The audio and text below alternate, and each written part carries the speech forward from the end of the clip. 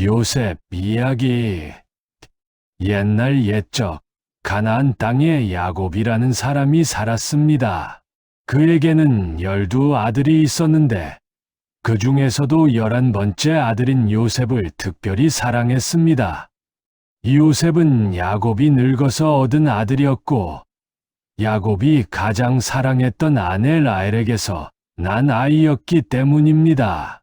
야곱은 요셉에게 아름답고 화려한 채색 옷을 선물로 주었습니다.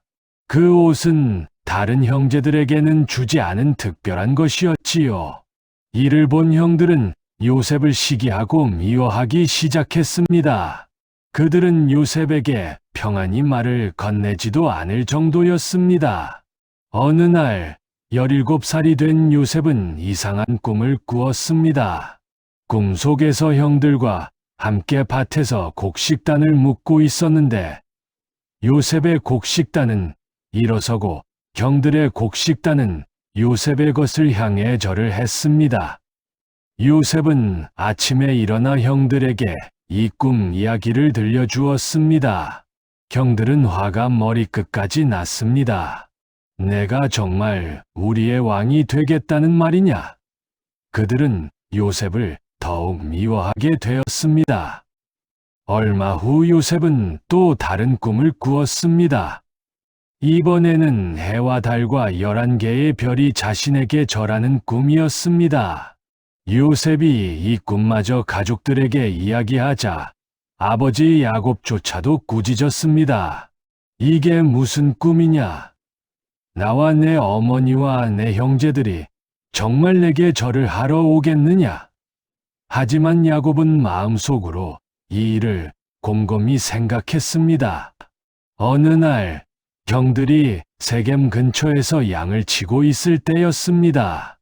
야곱은 요셉에게 형들의 안부를 살펴보고 오라고 보냈습니다. 요셉이 채색 옷을 입고 멀리서 다가오는 것을 본 형들은 서로 수군거렸습니다. 저기 꿈꾸는 자가 오는구나. 자, 저놈을 죽여서 구덩이에 던져버리자.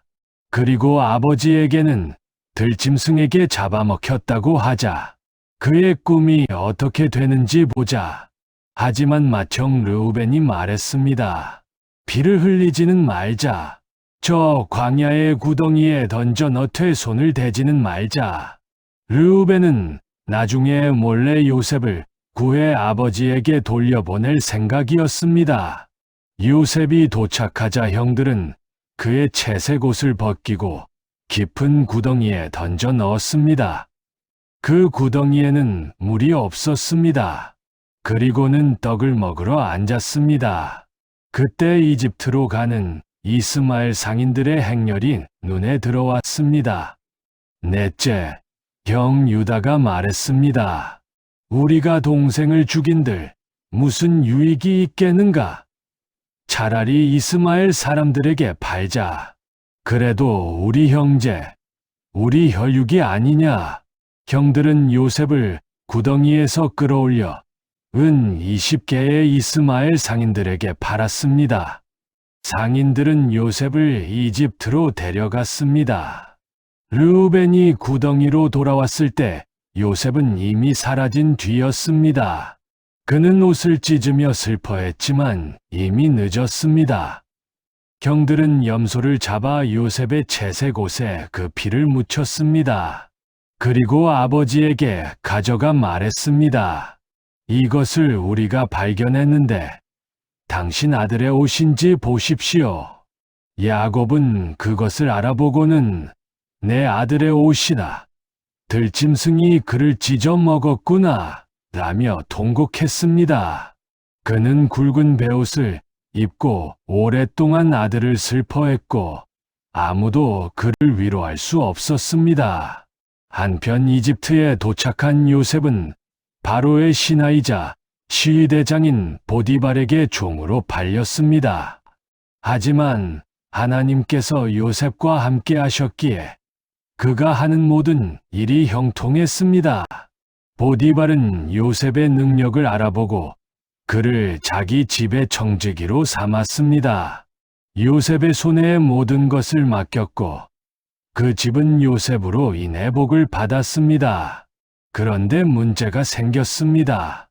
보디발의 아내가 잘생긴 요셉에게 은독을 들였습니다. 그녀는 날마다 요셉을 유혹했지만 요셉은 단호하게 거절했습니다. 주인께서 이 집의 모든 것을 내게 맡기셨는데 어떻게 이런 큰 악을 행하여 하나님께 죄를 지을 수 있겠습니까? 어느 날 집에 아무도 없을 때 그녀가 요셉의 옷을 붙잡았습니다. 요셉은 옷을 벗어 던지고 밖으로 도망쳤습니다. 화가 난 보디발의 아내는 요셉의 옷을 증거로 삼아 거짓으로 고발했습니다. 히브리 종이 나를 희롱하려 했습니다. 보디발은 분노하여 요셉을 감옥에 가두었습니다. 억울하게 갇힌 요셉이었지만 하나님께서는 감옥에서도 그와 함께 하셨습니다. 간수장은 요셉을 신뢰하여 감옥의 모든 일을 그에게 맡겼습니다. 얼마 후 바로의 술 맡은 관원장과 떡 굽는 관원장이 죄를 지어 같은 감옥에 갇혔습니다. 어느 날 아침 두 사람이 모두 꿈을 꾸고 근심하는 얼굴로 있었습니다. 요셉이 물었습니다. 어찌하여 오늘 얼굴에 근심이 있습니까? 그들이 대답했습니다. 우리가 꿈을 꾸었으나 해석할 사람이 없구나. 요셉이 말했습니다. 해석은 하나님께 있지 않습니까? 내게 이야기해 보십시오. 술 맡은 관원장이 먼저 꿈을 말했습니다. 포도나무의 가지가 셋인데 싹이 나고 꽃이 피어 포도송이가 익었습니다. 내가 바로의 잔을 들고 포도를 짜서 그 잔에 담아 바로의 손에 드렸습니다. 요셉이 해석했습니다. 세 가지는 사흘입니다. 사흘 안에 바로께서 당신을 다시 불러 전의 직분으로 돌아가게 하실 것입니다. 당신이 잘 되거든 나를 기억하여 바로에게 나를 언급해 주십시오. 나는 억울하게 이곳에 갇혔습니다. 떡 굽는 관원장도 자기 꿈을 말했습니다. 요셉은 그의 꿈을 듣고 안타까운 표정으로 해석했습니다. 사흘 안에 바로께서 당신의 머리를 베고 나무에 달 것입니다. 사흘 후 바로의 생일 잔치가 열렸고 요셉의 해석대로 모든 일이 이루어졌습니다. 하지만 술 맡은 관원장은 요셉을 기억하지 못했습니다. 요셉은 2년을 더 감옥에서 보내야 했습니다. 2년이 지난 어느 날 밤 바로가 꿈을 꾸었습니다. 나일 강가에 살진 7 암소가 올라왔는데 이어서 파리하고 흉악한 7 암소가 나와 살진 암소들을 잡아먹었습니다. 또 다른 꿈에서는 무성한 7 이삭이 나왔는데 마르고 동풍에 마른 7 이삭이 나와 그것을 삼켰습니다. 아침에 바로는 마음이 번민하여 이집트의 모든 술사와 박사를 불렀지만 아무도 해석하지 못했습니다. 그때 술 맡은 관원장이 요셉을 기억해냈습니다. 감옥에 히브리 청년이 있었는데 그가 우리 꿈을 정확히 해석했습니다. 바로는 급히 요셉을 불렀습니다. 요셉은 수염을 깎고 의복을 갈아입고 바로 앞에 섰습니다. 바로가 말했습니다. 내가 꿈을 꾸었으나 해석하는 자가 없더니 내가 꿈을 들으면 능히 푼다더라. 요셉이 대답했습니다. 내가 아니라 하나님께서 바로에게 평안한 대답을 하실 것입니다. 요셉은 꿈을 듣고 해석했습니다. 두 꿈은 하나입니다. 하나님께서 하실 일을 바로에게 보이신 것입니다. 7해 동안 이집트 온 땅에 큰 풍년이 있을 것이나 후에 7해 동안 큰 흉년이 들어 풍년을 잊게 될 것입니다. 꿈이 2번 반복된 것은 하나님께서 이 일을 정하셨고 속히 행하실 것이기 때문입니다. 그리고 요셉은 지혜롭게 조언했습니다. 바로께서는 명철하고 지혜로운 사람을 택하여 이집트 땅을 다스리게 하십시오. 풍년 7년 동안 모든 곡물의 5분의 1을 거두어 창고에 쌓아두십시오. 그리하면 6년 7년 동안 이집트 땅이 멸망하지 않을 것입니다. 바로와 그의 신하들은 요셉의 지혜에 감탄했습니다. 바로가 말했습니다. 하나님의 영이 이같이 감동된 사람을 우리가 어찌 찾을 수 있으리요? 30살의 요셉은 그날로 이집트의 총리가 되었습니다. 바로는 자기 인장 반지를 빼어 요셉의 손에 끼우고 세마포 옷을 입히고 금 사슬을 목에 걸어 주었습니다. 바로 다음가는 권세를 가진 사람이 된 것입니다. 요셉의 예언대로 7년의 풍년이 있었고 요셉은 부지런히 곡식을 모았습니다. 그리고 7년의 흉년이 시작되었습니다. 온 세상에 기근이 들었지만 이집트에는 양식이 있었습니다. 사람들이 바로에게 양식을 구하러 오면 바로는 요셉에게 가서 그가 말하는 대로 하라고 했습니다. 기근은 가나안 땅에도 심했습니다. 야곱은 이집트에 곡식이 있다는 소문을 듣고 10 아들을 이집트로 보냈습니다. 막내 베냐민만은 혹시 재난이 있을까 두려워 집에 남겨두었습니다. 요셉의 형들이 와서 얼굴을 땅에 대고 절했습니다. 요셉은 한눈에 형들을 알아보았지만 형들은 이집트의 총리가 된 동생을 알아보지 못했습니다. 요셉은 어린 시절 자신이 꾸었던 꿈을 기억했습니다. 곡식단이 절하고 해와 달과 별이 절하던 그 꿈이 이루어진 것입니다. 요셉은 엄한 목소리로 물었습니다. 너희는 어디서 왔느냐? 가나안 땅에서 양식을 사러 왔나이다. 요셉은 형들을 정탐꾼으로 몰아 감옥에 사흘 동안 가두었습니다. 사흘 후 요셉이 말했습니다.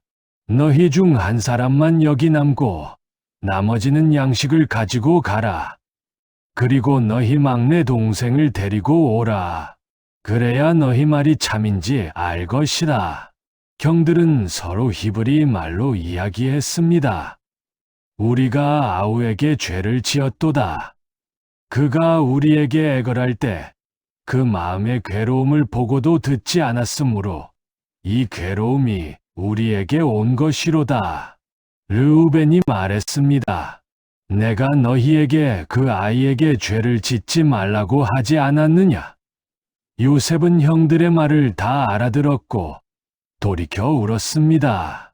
그는 시므온을 묶어두고 나머지를 보냈습니다. 형들은 집으로 돌아와 아버지 야곱에게 모든 일을 이야기했습니다.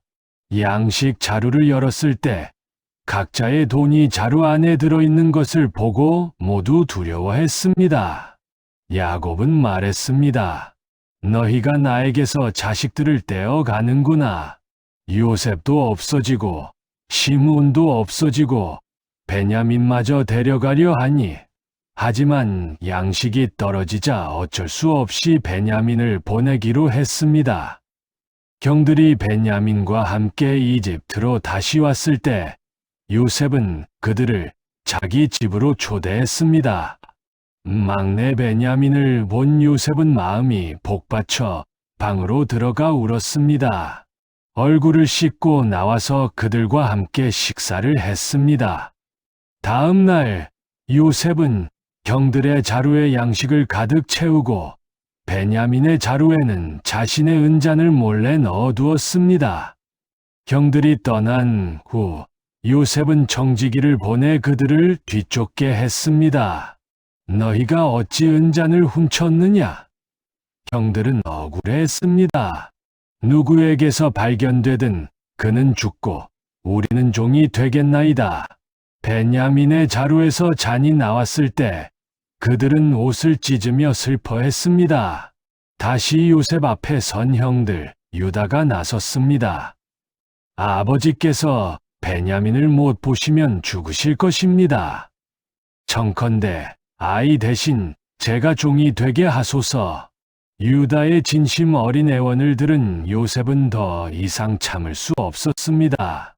모든 시종을 물러가게 하고 큰 소리로 울었습니다. 나는 요셉이요. 내 아버지께서 아직 살아 계시니까. 형들은 놀라 그 앞에서 말을 하지 못했습니다. 요셉이 말했습니다. 두려워하지 마십시오. 당신들이 나를 이곳에 판 것을 한탄하지 마십시오. 하나님이 생명을 구원하시려고 나를 당신들보다 먼저 보내셨습니다. 지금까지 2년의 흉년이 들었고 아직 5년이 남았습니다. 하나님이 나를 바로보다 앞서게 하사 이집트 온 땅에 주를 삼으셨나이다. 속히 아버지께 가서 아뢰되 하나님이 나를 이집트 전국의 주로 삼으셨으니 지체 말고 내게로 내려오소서. 그리고 요셉은 아우 베냐민을 끌어안고 울었고 모든 형들과도 입 맞추고 울었습니다. 바로도 이 소식을 듣고 기뻐하며 요셉의 가족을 이집트로 모셔오라고 명했습니다. 야곱은 요셉이 살아있다는 소식을 듣고 기절할 뻔했습니다. 내 아들 요셉이 아직 살아있단 말이냐? 내가 죽기 전에 가서 그를 보리라. 야곱은 온 가족을 데리고 이집트로 내려갔습니다. 요셉은 수레를 갖추어 고센으로 아버지를 맞으러 갔습니다. 아버지를 만난 요셉은 그 목을 안고 한참 동안 울었습니다. 야곱이 요셉에게 말했습니다. 내가 아직 살아있고 내 얼굴을 보았으니 지금 죽어도 좋겠구나. 요셉은 바로에게 가족을 소개했고 그들은 이집트 땅 고센에 정착했습니다. 야곱은 이집트에서 17년을 더 살다가 147세에 세상을 떠났습니다. 요셉은 아버지를 가나안 땅에 장사 지냈습니다. 야곱이 죽은 후 형들은 두려워했습니다.